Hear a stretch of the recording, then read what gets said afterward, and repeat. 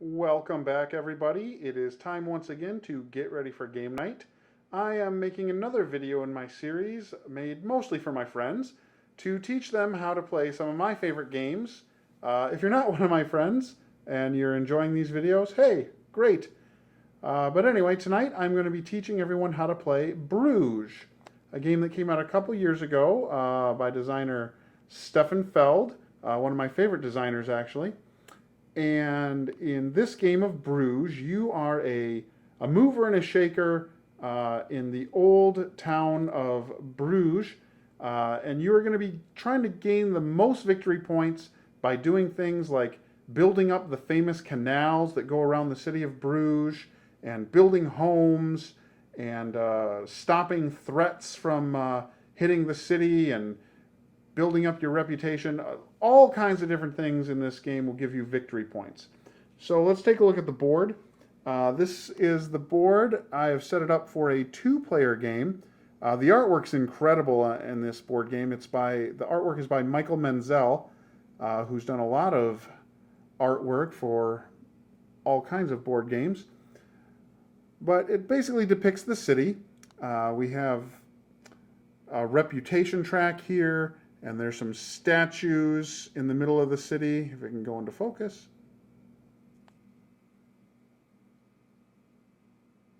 Well, anyway, there we go. There's some statues in the middle of the city that you can build. Along the outside of the city, you see these multicolored tracks. That's where you're going to be building the canal.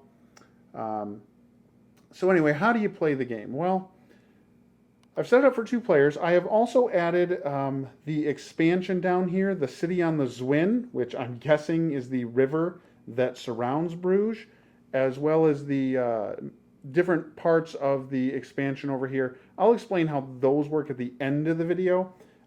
So here we go. Everyone is going to start with 5 workers of different colors: yellow, brown, red, purple, and blue. Everyone gets 5 workers to start with. Everybody gets 5 guilders. I've replaced the cardboard guilders that come in the game, or dollars, with metal coins. The big ones represent 3, the small ones represent 1. You get a color marker, and everyone gets these really handy player reminder cards that tell you basically everything you need to know to play the game. So it's pretty simple. So we've got a green player and a red player. Everyone also takes one of their player markers and puts it here in one of 4 spots around the city. With the expansion, it does allow a 5th player, which is what this area here would be for. So what are you going to do? Well, every round is going to start by starting with the first player, indicated by this marker here. We'll just say the green guy is the first player. They're going to draw 5 cards into their hand. What's important to note throughout this entire game, whenever you're drawing cards, you must draw all 5 of your cards face down first before you look at any of them. And that'll become apparent why once we get into the game. You'll draw these cards, and the backs of the cards have the same 5 colors as the workers we just went over. So here's a blue card, a yellow, a red, a brown, and maybe another yellow. So when you're drawing cards, you'll notice there are 2 draw piles. You can choose from either draw pile, so you can at least know what color card you're getting. After you've drawn your 5 cards, you can then take a look at them and see what the people are on the other side. And we'll cover how they work later on. For now, you just know that there are 5 different colored cards that you could potentially draw. And then the next player down the line would draw those same 5 cards. Once you have your 5 cards, the start player is going to take the 5 dice, again, those same 5 colors, common theme throughout the game, is going to roll those 5 dice. And we take a look at what we've rolled, and you're supposed to put them in ascending order, so any 1s would go first. We don't have any 2s, then 3s and 4s, and then just for the sake of demonstration, I'm going to pretend that I rolled a 5 with the red. All right, so we've drawn cards, then we've rolled dice. After you've rolled the dice, you have to do a few things. First, you look at any 5s or 6s that you have rolled. Anything that's a 5 or a 6, so in this case, the red was a 5 or a 6, every single player in the game is going to get a threat marker of that same color. Now, here's a big pile of threat markers over here. So in this example, each player would receive 1 red threat marker. Okay? And we'll get the start player token out of here. So what do the threat markers do? Well, we will cover those in a little bit, but basically you don't want them. If you ever get a 3rd threat marker of any color, something bad will happen. All right? If we look here, we can actually look at our reference sheet. If you get a 3rd red threat marker, you have to burn down either one of your houses or one of your canals. That's bad. There are ways to get rid of these, however, so don't worry. So we have checked all 5s and 6s, and everyone has gotten a threat marker. 3s and 4s you ignore in the base game at this stage. However, there will be something to do with these ships at the end with 3s and 4s. And then you look at all 1s and 2s. And with the 1s and 2s, that gives you an opportunity to increase your reputation in the city of Bruges. So starting with the first player, in this case the green player, you add up all of the 1s and the 2s that you rolled. So in this example, we only rolled a single 1, and so when we add that up, it adds up to 1. The start player then has an option.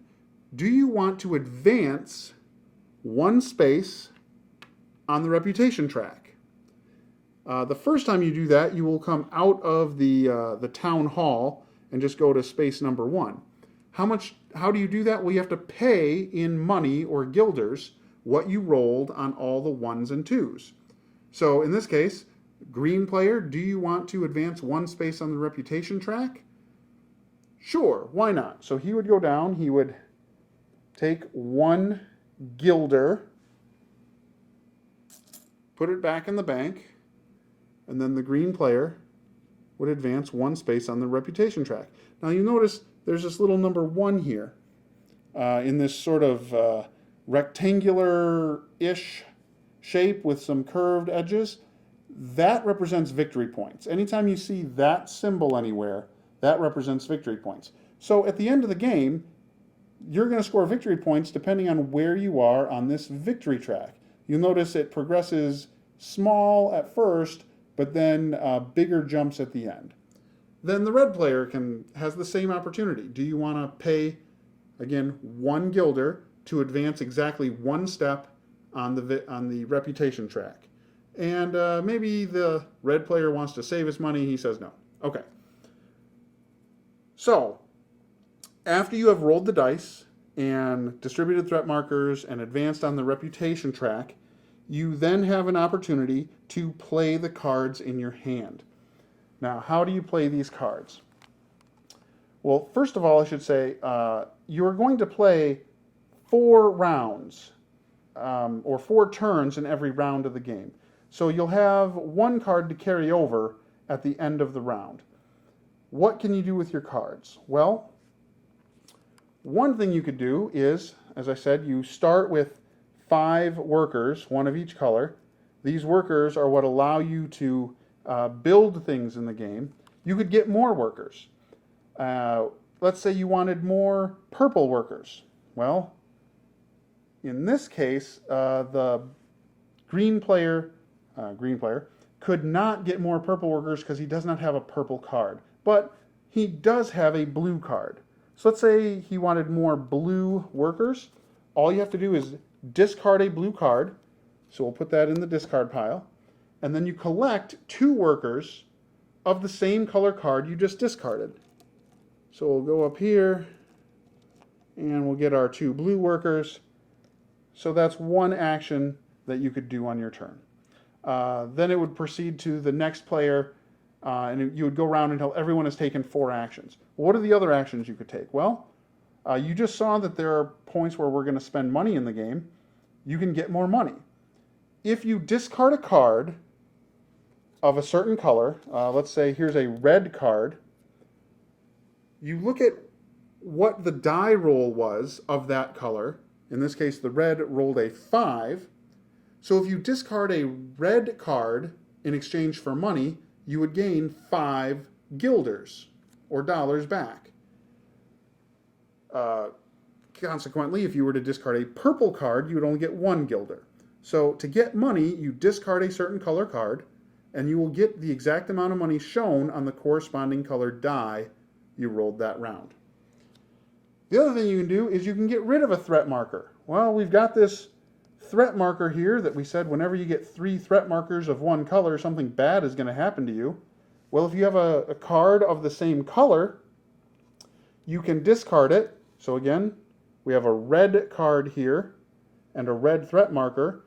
If we were to discard the red card, we could discard a threat marker of that same color, in this case red. What's cool is whenever you discard a threat token of any color, you also gain 1 victory point. It actually says that on your little reminder card. Discard a threat and get 1 victory point each time. All right. Next option, you can build that famous canal around the city of Bruges. Again, you are going to have to discard a card of a particular color. Well, let's take a closer look at everyone's sort of section of the city. So here is the green players section of the city. You start with your color marker here, and going out in either direction, you see these little rectangles that are those same 5 colors.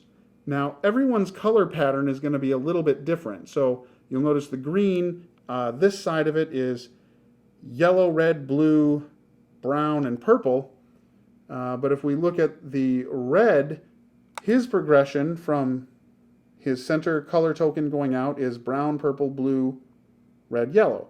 So it's different for every section of river around the board. If you want to build a canal, what you have to do is discard a card of the proper color. So the first one you build has to be right next to your player token. So either this one or this one for the green player. So either a yellow or a blue card from your hand. You also have to pay the amount of guilders indicated on the space. So 1 or 1. So if the green player discarded a yellow card from his hand and paid 1 guilder, he would get to grab one of these river tokens and build his section of the canal.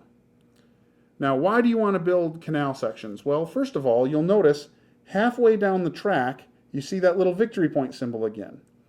If at the end of the game, at least this much of the canal is covered, you will score 3 more victory points.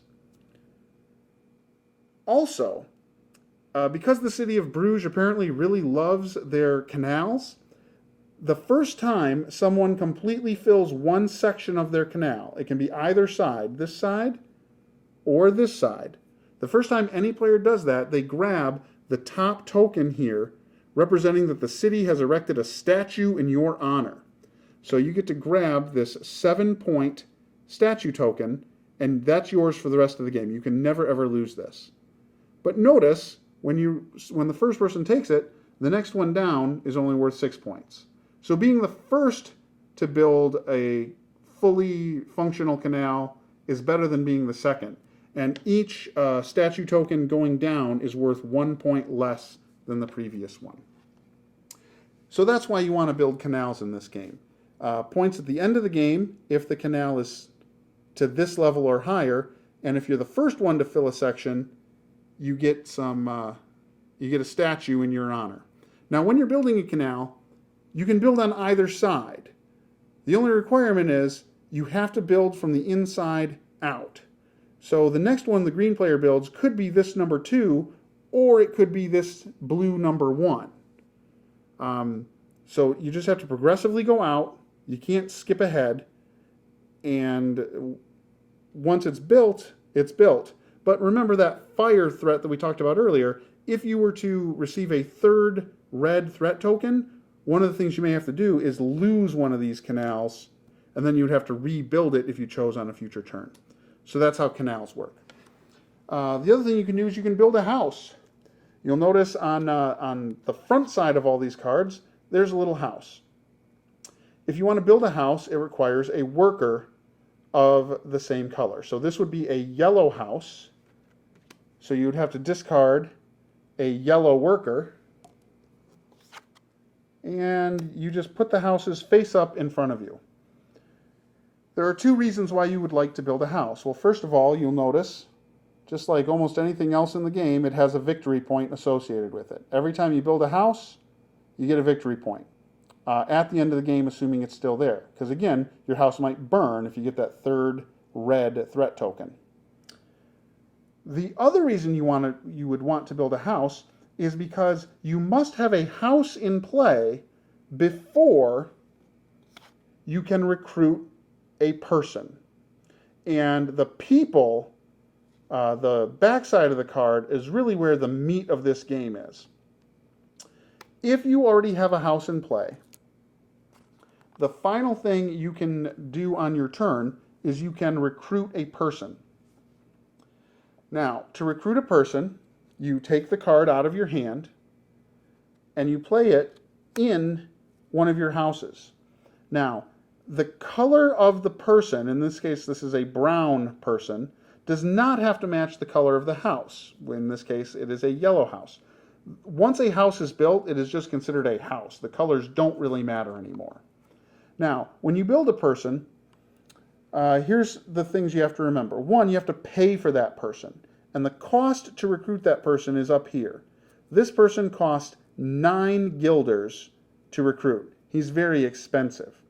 Also, if you look on the card, underneath their cost is the victory point symbol again.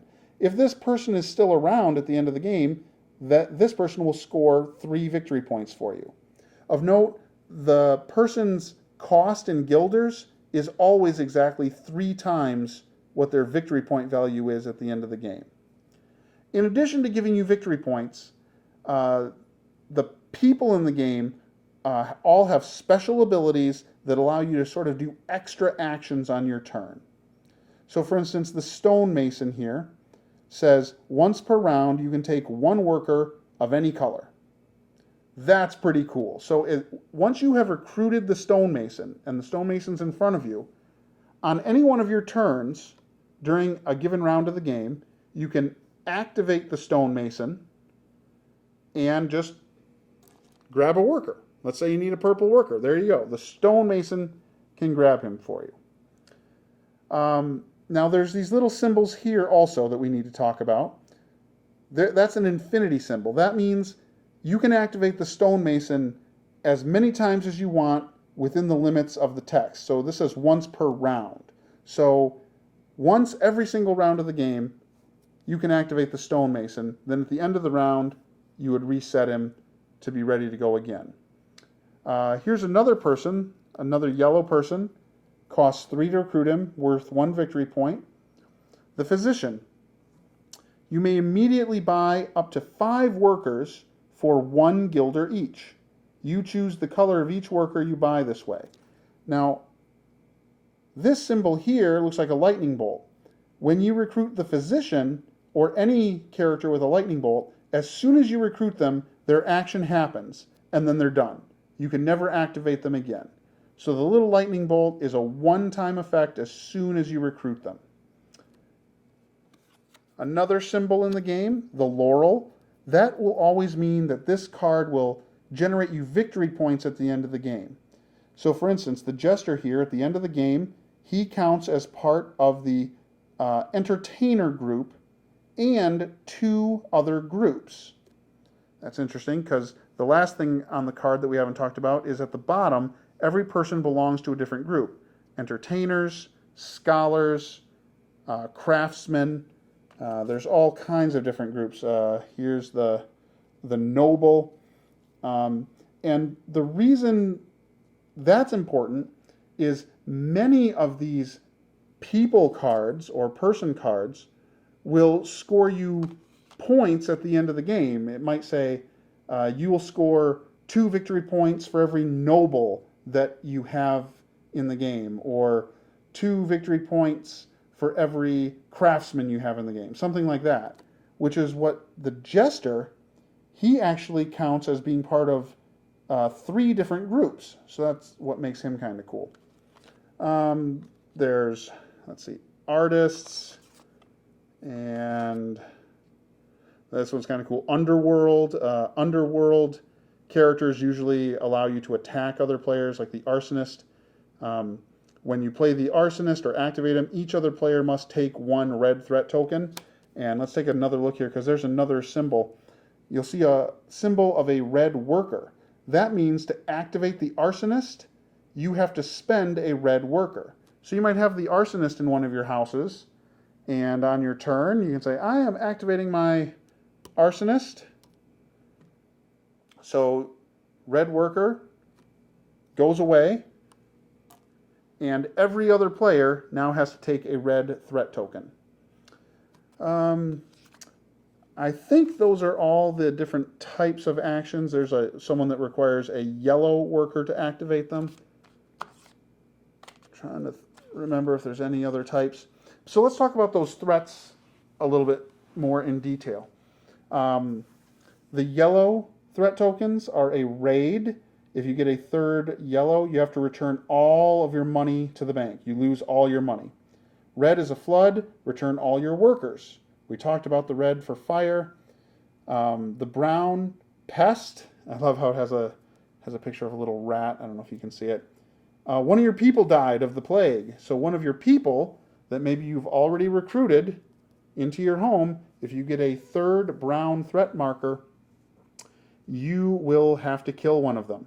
And then finally, the purple threat markers, intrigue, if you get a 3rd one of those, you lose 3 victory points. Also, as soon as you get your 3rd threat marker, you suffer the penalty, and then you immediately discard all the threat markers of that color. That's basically the whole game. The game ends as soon as, remember, you can draw from either one of these draw piles when you refill your hand up to 5. As soon as one of these 2 draw piles is depleted, that will be the last round of the game. To finish out that round, because one of these 2 draw piles will be empty, there's actually always some extra cards that you're not playing with. The number of cards you play with depends on the number of players you're playing with. So you just grab this leftover pile and replace whichever one of these was emptied, and then you finish out that round, and then that is the end of the game. Now, at the end of the game, you're going to tally up your score. You're going to get the victory points for every person that you have recruited. You're going to get the victory points for every house that you have. You're going to get the victory points associated with any of the laurel symbols of the people that you have active. You're going to get victory points for these majority tokens. We skipped over this part, so let's cover this now. At the end of each round, before you draw up to 5 cards again to begin the next round, you have to do what's called checking for the majorities. And this is another way to get victory points. If one individual person has a clear majority in one of 3 different areas, they're going to flip over their corresponding token and score 4 victory points. So what are they? Well, this one is the reputation track. If at the end of the round, one player is ahead of all other players, in the case of a tie, nothing happens. If one player is clearly ahead of all other players on the reputation track, that player flips over this reputation token, and at the end of the game, they are going to score 4 points. Now, what's interesting is, once you have flipped these tokens over, you can never ever unflip them. So if on a future turn, the red player surpasses the green player, the green player does not flip this back to the grayed outside, but the red player does get to flip over his majority marker. The second majority marker is canals. If you have the most number of canal pieces built combined between the two canals that you're building, you get to flip over the canal majority token. And finally, having the most people. If up in your little neighborhood you have more people recruited than anyone else, you get to flip over this majority token. All of them are worth 4 points at the end of the game. So that's how you play the base game of Bruges. It is pretty simple once you get going. It's a lot of fun, quick play. Usually you can play in 45 minutes to an hour with experienced players, depending on how many people you're playing.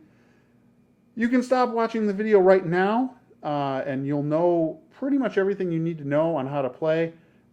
Every single card, because that's usually what intimidates people, how every card sort of does something different, is explained in detail, not only on the card itself, but also even more detail in the rulebook. Also, every card gives you a little reminder of what the actions are that you can do on your turn. Recruit people, get money, discard a threat token, build a canal, or build a house. So that is Bruges. It's a really fun game. You should know everything you need to know to at least get started playing now. I am now going to go on to explain the City on the Zwin, which is a really fun expansion that came out, I think, just last year. The City on the Zwin does a few extra things. One, it adds another set of canals, so a fifth player can play now. The first thing I'm going to talk about are these little ships. These ships, again, come in the 5 colors of the game. Purple, brown, blue, red, and yellow. Going back to the dice. Remember I said we ignore the 3s and the 4s when we roll the dice each round. Well, not anymore.